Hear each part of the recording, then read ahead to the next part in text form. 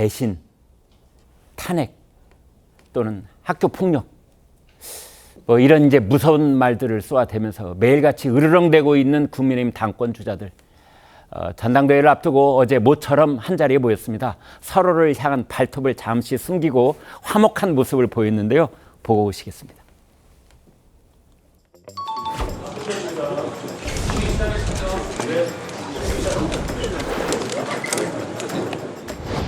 한번 해서 이렇게까지 아니 위로 하면 너무 둘이 양강구도처럼 그런 것 같은데. 아니 양강구도 맞잖아. 둘이 제일 크고 양강구도 맞다고 무슨 일이 그렇게 어머. 아이 그러지 말고. 나는 꼭 여기다 같이 붙여야지 안 되겠다. 같이 붙여야지. 윤석열 의원님도 오세요.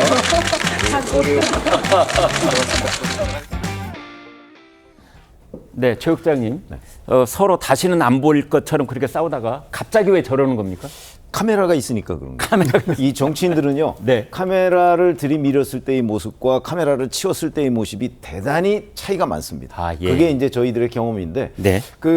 이제 사실은 뭐 싸우는 거는 이 대표 경선에 같이 나왔기 때문에 저는 네. 뭐 지극히 자연스럽죠. 다만 그게 이제 정도를 벗어나느냐 아니면 위험수위에 치닫느냐 뭐 이런 정도가 문제일 텐데 역대 그 뭐 경선 장면을 보면요. 아마 기억하시는 분들 계실 텐데 늘 뭐 수위를 넘었다 이런 언론의 비판을 굉장히 많이 받습니다. 네. 그러나 이제 끝나고 나면 또 그 한 정당의 그 당원으로서 이제 같이 활동을 하게 되는 거고요.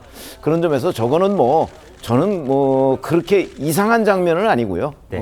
저렇게 하고 또 이제 경쟁 국면으로 넘어가서 카메라 치우면 또 본인들의 그 경쟁적인 발언이나 상대에 대한 비판 뭐 이런 것들은 나와야 되는 것 아닌가요? 네, 그러면은 낮 시간 동안에는 뭐 여야 의원들이 서로 삿대질하면서 싸우다가 저녁에 술자리에서는 또 형님 동생하고 뭐 그런 상황을 말씀하는 겁니까? 아니 그러니까 그게 예. 그 사실은 지금 대표 경선이라는 건 공식적인 경쟁 관계이잖아요. 네. 그러니까 당연히 상대를 비판해야 뭐 본인의 표가 뭐 더 많이 생긴다든가 아니면 상대의 표가 좀 깎인다든가 뭐 이런 어떤 전략적 목표가 있겠죠. 조금 전에 그 영상에서 저희가 말풍선 중에 이런 부분이 있습니다. 뭐 양강구도 얘기가 나온 것 같은데 네네.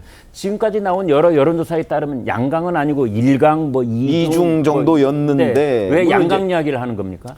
근데 이제 그거는 이제 원희룡 후보가 하는 얘기죠. 아, 원 후보 원희룡 쪽에서? 후보는 네. 나는 한동훈 후보와 양강 구도를 형성하겠다 또는 했다고 주장할 만한 그 또 여론조사도 있긴 해요. 네. 그러니까 저렇게 되면 뭐 이제 국민의힘 지지층이나 또는 국민의힘 선거인단 중에서도 원희룡 후보에 대해서 한 번 더 보게 돼요. 아, 예. 그런 것들이 선거 전략입니다. 아, 그렇군요. 네, 방금 전에 보신 영상 여당 대표로서 미래 비전을 밝히는 그런 자리였습니다. 4명의 후보가 제법 비장하게 나섰습니다. 어떤 얘기를 했을까요? 듣고 오겠습니다. 민주당은 민주가 없고 국민의힘에는 힘이 없습니다. 우리 국민의힘이 지금 우리 정부를 지킬 힘이 있습니까? 다음은 원희룡 후보님을 소개해드립니다. 이러다가는 다 죽어. 안녕하십니까 원희룡입니다. 이러다가 다 죽습니다. 반성합니다. 사법 리스크 피하는 야당 대표 끝까지 제가 싸우겠습니다. 대한민국의 3대 위협 반드시 잡겠습니다. 이재명을 잡겠습니다. 물가를 확실히 잡겠습니다. 북핵을 제압하겠습니다. 아시다시피 우리 국민의힘 지난 총선에서 개멸적 참패를 당했습니다. 책임지지 않는 모습에 분노하고 그리고 반성하지 않는 모습에 분노해야만 합니다. 네, 홍현주 기자, 어제 그 이제 비전 발표회 현장 분위기는 어떠했는지요? 뭐 저마다 여당을 살릴 적임자다라고 내세웠지만 일각에서 좀 밋밋했다라는 평가가 나오는 것도 사실입니다. 네. 요약을 하자면 한동훈 후보는 외연 확장, 원희룡 후보는 대통령의 레드팀 역할, 나경원 후보는 강인한 보수, 그리고 윤상현 후보는 당의 혁신을 각각 약속했는데 추상적인 단어들로 비전을 제시했지만 이재명 대표를 겨냥한 날선 발언만 있고 결국 구체적으로 어떻게 하겠다 이런 내용은 빠져있다라는 지적이 일각에서 나오는 겁니다. 이준석 개혁신당 대표는 국민의힘은 의원이죠. 네. 개혁신당 의원은 네. 국민의힘은 서울대법대 반장 선거의 길은 탈피해야 한다라고 비판을 했는데 이게 지금 윤석열 대통령부터 현 황우영 비대위원장 비롯해서 당대표 후보 4명 가운데 3명이 모두 다 서울대 법대입니다. 그렇군요. 그나마 나머지 한 명 윤상현 의원도 서울대 경제학과거든요. 네. 이렇게 서울대 일색으로 인재 다양성이 빠져 있다는 점을 꼬집은 겁니다. 네, 서울대 법대가 반장선거하는 것이다. 이제 그래서 일각에 그런 꼬집음이 있다는 것입니다. 조금 전에 말씀드렸던 것처럼 저렇게 다정해 보였지만 저 공식 정견 발표가 끝나자마자 다시 움츠렸던 발톱을 이제 드러내고 상대를 향한 말이 곧바로 매워졌습니다. 듣고 오겠습니다. 아무런 당내 논의도 없이 또 누구랑 상의한 건지 모르게 이걸 던졌기 때문에 자중질환, 일방적인 주장을 처리하고 자 그러면 처음부터 논의를 다시 해보자. 특검을 미끼로 한 낚시질에 당 대표가 되겠다는 사람이 일방적으로 앞장서서는 안 된다. 이것은 소통 부재, 당의 논의의 부재, 경험과 전략의 부재라고 생각합니다. 최상병 특검법 철회하라고 다시 한번 요구하셨거든요. 좀 그런 말씀을 하시는 분들은 저 무지막지한 특검법을 막기 위해서 어떤 대안을 가지고 있으신지 그 방안을 제가 오히려 묻고 싶습니다. 답을 못 하시는 것 같아요. 배신의 정치라는 그 협공이 굉장히 강한 상태인데요, 여전히. 그런 식의 네거티브 정치 공세에 대해서는 저는 웬만하면 대응하지 않으려고 합니다. 민생을 위한 정치를 해야 될 사람들이거든요. 제가 참겠습니다. 김진욱 대변인께요. 그러니까 이제 그 원희룡, 한동훈, 원희룡 두 사람의 이제 첨예하게 부딪히는 그 지점에는 이제 해병대원 특검법, 제3자 특검법 이게 있는 거예요. 그런데 이제 철회하라 원희룡 후보 쪽이고 한동훈 후보 쪽은 대안이 있느냐 이건데 결국은 이거 결말이 어떻게 되는 겁니까? 이 상태로 그냥 평행선을 끝까지 가는 겁니까? 제 생각엔 그렇습니다. 이 예. 상태로 끝까지 갈 것 같은 게 지금 그 원희룡 후보가 한동훈 후보를 공격하는 가장 핵심 포인트는 네. 지금 이 부분이에요. 특검을 미끼로 해서 탄핵을 갈 수 있다. 그렇기 네. 때문에 이건 굉장히 위험한 것인데 그거를 당신이 정치 초년생이기 때문에 이건 모르고 이걸 받고 있는 거다. 이렇게 지금 주장을 하는 것이고. 그러면 원희룡 후보 입장에서는 외압의 의혹에 실체가 있다 이런 뜻입니까? 그 실체의 여부는 말하지 않고 있죠. 그런데 네. 아마 원희룡 후보 입장에서는 실체 뭐 이거 없다라고 볼 거예요. 그러나 그럼에도 불구하고 지금 이 특검이 야당이 주도하고 있다라고 보이기 때문에 네. 야당이 주도하는 판에 왜 우리가 끌려가느냐 이런 뭐 판단이겠죠. 네. 근데 한동훈 후보 입장에서는 지금 야당이 주도하고 있는 이 특검 이 판에 결국은 국민 여론도 함께 하고 있는 거 아니냐. 네. 그렇다면 우리 국민의힘도 이 부분에 대해서는 할 말 해야 된다라는 입장인데 네. 지금 한동훈 후보가 취하고 있는 이 자세를 가지고 있다 하더라도 이것이 지금 당내의 반발이나 아니면 국민의힘을 지지하는 지지층에서 한동훈 후보에 대한 지지가 꺾이지 않고 있어요. 네. 만약에 그게 문제가 된다면 지금 소위 한동훈 대세론의 이 부분이 가장 아킬레스건으로 작용을 한다면 한동훈 후보 입장에서도 슬며시 이걸 내려놓을 수 있을 텐데 네. 지금 여론조사 나오고 있습니다만 전혀 그런 기미가 안 보이고 있거든요. 오히려 한동훈 후보가 이렇게 강하게 대응하는 것이 강하게 나오는 민주당의 특검법에 맞설 수 있는 방안 아니냐라고 또 생각하시는 분들도 있는 것 같아요. 그래서 네. 아마 제가 볼 때는 이번 전당대회가 끝나기 전까지 이 문제와 배신자 프레임 이 두 개는 끝까지 가져갈 이슈가 될 것이고 어느 한쪽도 양보 못할 이슈가 될 것이다 이렇게 보여집니다. 네. 어느 한쪽도 중간에 이제 걷어들일 수는 없는 것 아니냐 이렇게 보셨는데요. 성재준 의원께요. 결국은 그러니까 이제 요점은 이런 거이라고 봅니다. 제3자 특검법 이것이 그걸 이제 계속 공략을 하고 있는 원희룡 후보가 힘을 더 얻어갈 것이냐 아니면 한동훈 후보 쪽에 새가 더 결집할 것이냐 어떻게 봐야 됩니까?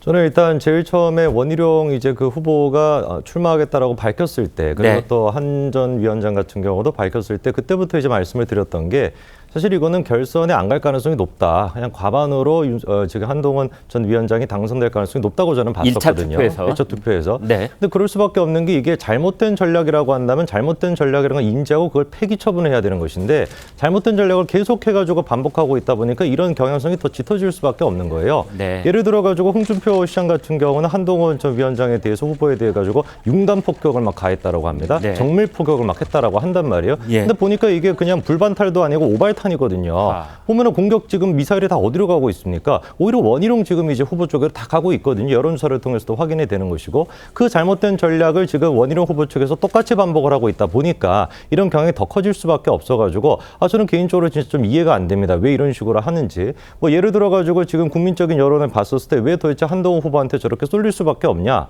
홍준표 시장이 됐거나 원희룡 후보 측이 됐거나 아니면 상대 지금 후보 측에서 공격하고 있는 그 맥락 자체가 전혀 납득이 안 되기 때문에 그런 거예요. 제일 처음에 나왔던 카드가 뭐였습니까? 총선 패배에 대한 책임을 져야 된다.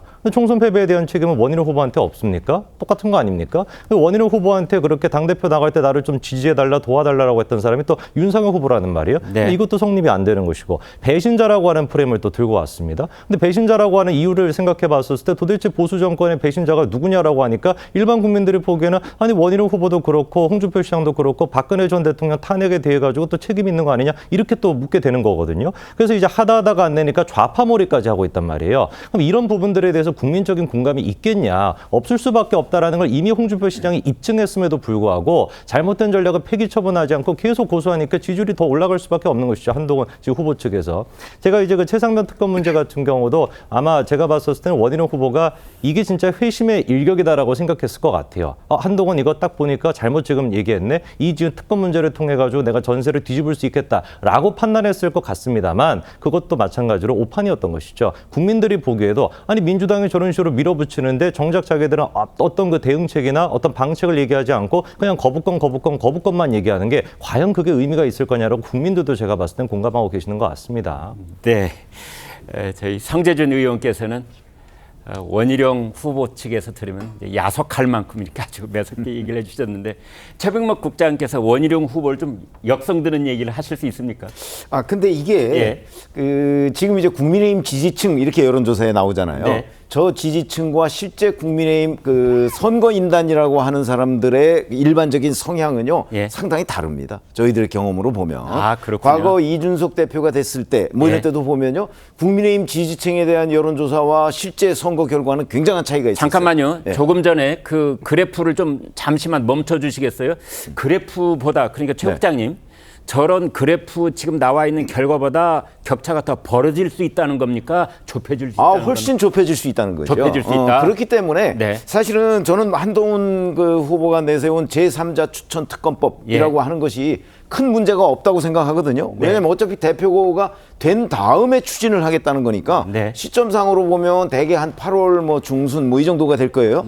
그때쯤이면 이 부분에 관한 공수처 수사가 거의 끝나 있지 않을까요? 무의미해질 가능성이 있어요. 그러니까 근데 그거를 계속 물고 늘어진단 말이에요. 원희룡 후보가. 그거는 바로 선거인단에 있는 사람들을 겨냥한 그 선거 전략이에요. 왜냐하면 선거인단은 국민의힘 지지층하고는 좀 달라요. 그렇기 때문에 이 사람들은 특히 대통령, 집권당의 대통령의 영향을 굉장히 많이 받는 사람들입니다. 그래서 과거에도 그런 전례가 있기 때문에 저는 원희룡 후보의 전략은 원희룡 후보가 아무래도 정치를 오래 했으니까 지금 나의 타깃은 일반 국민이 아니고 선거인단이다 하는 점에서는 그 지금 한동훈 후보보다는 조금 더 이 표적을 명확하게 하고 있는 선거 전략이라고 저는 봅니다. 네.